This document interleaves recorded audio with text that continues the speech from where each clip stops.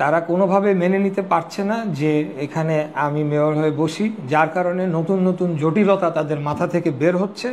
এবং এখন সর্বশেষ যেটা বলছে, আইন মন্ত্রণালয়ের মতামত আবারও পাঠানো হয়েছে। তো একবার নির্বাচন কমিশন আইন মন্ত্রণালয়ের মতামত পাঠিয়ে তারা আবার সেটির কোনো তাদের এখতিয়ার অনুযায়ী কোনো মতামতের যেহেতু সুযোগ নাই, তারা গ্যাজেট করলো। তো আবার এলজিএডি আবার নির্বাচন কমিশনে লিখলো, তারাও বলল যে আইনের ব্যত্যয় ঘটনা। এখন তারা আবার আইন মন্ত্রণালয় লিখেছে। আর কোর্টের কথা তো বাদই দিলাম, যে কোর্ট কি তাহলে মানে পুরা বিষয়টা কি এমনি এমনি একদিন বসে রায়টা লিখে ফেলেছে? কোনো আইন কোনো কিছুই কি তারা এখানে অ্যাপ্লাই করে নাই? মানে কি ধরনের ন্যাক্কারজনক ঘটনা ঘটানো হচ্ছে এখানে এই আমার এই পুরো বিষয়টিকে নিয়ে, সেটি আসলে বুঝতে হলে খুব বেশি আমাদের আইনজ্ঞ হওয়ার দরকার নাই। এখানে জাস্ট কথার মার প্যাচে এই মন্ত্রণালয় থেকে ওই মন্ত্রণালয়, ওই মন্ত্রণালয় থেকে এই মন্ত্রণালয়, এইভাবে করে তারা কালক্ষেপণ করছে। দশম, আওয়ামী আমলের বৈধ নির্বাচনগুলোকে বৈধতা দেওয়ার প্রশ্ন প্রাসঙ্গিক হয়ে উঠেছে। রাজনৈতিক দলগুলো যদি স্বীকার করে আওয়ামী লীগ আমলের নির্বাচনগুলো বৈধ, তবে সরকারের জন্য এসব প্রশ্ন সম্মুখীন হবে না। এখানে খুব চতুরতার সাথে মানে রাজনৈতিক দলগুলোর উপরে চাপিয়ে দেওয়ার একটা অপপ্রয়াস চালানো হয়েছে।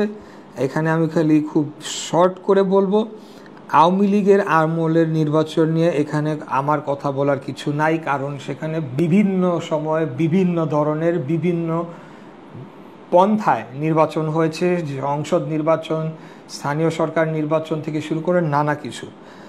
আমি শুধু আমার যে মামলাটি সেটির বিষয়ে বলবো। আমরা কোর্টে মেয়র হিসেবে তাপসের প্রজ্ঞাপনকে অবৈধ চেয়ে মামলা করেছি এবং সেই মামলায় আমরা ফাইট করে, অর্থাৎ লড়াই করে, মামলার সমস্ত প্রক্রিয়া, সাক্ষী, শুনানি সমস্ত কিছু সম্পন্ন করে আমরা জিতে এসেছি।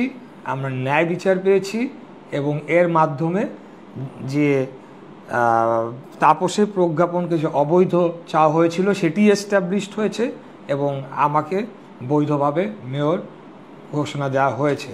এখন এই ধরনের আমরা যদি আইনি বিষয় বা আরও নানা ধরনের বিচার বিশ্লেষণ মাসের পর মাসও করা যেতে পারে, বিষয়টা তা না। বিষয়টা এখানে সম্পূর্ণ রাজনৈতিক।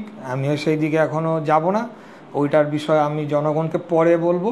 তবে এই সরকারের ভেতরে এই উপদেষ্টা কয়েকজন যারা রয়েছেন, তারা তাদের নিরপেক্ষতা অবশ্যই হারিয়েছেন। তারা থাকাকালে কোনোদিনও বাংলাদেশে সুষ্ঠু, সঠিক, স্বাভাবিক, নিরপেক্ষ নির্বাচন হবে না। তাই অবিলম্বে তাদের পদত্যাগ করতে হবে, এইটার জোরালো দাবি আমরা জানাচ্ছি।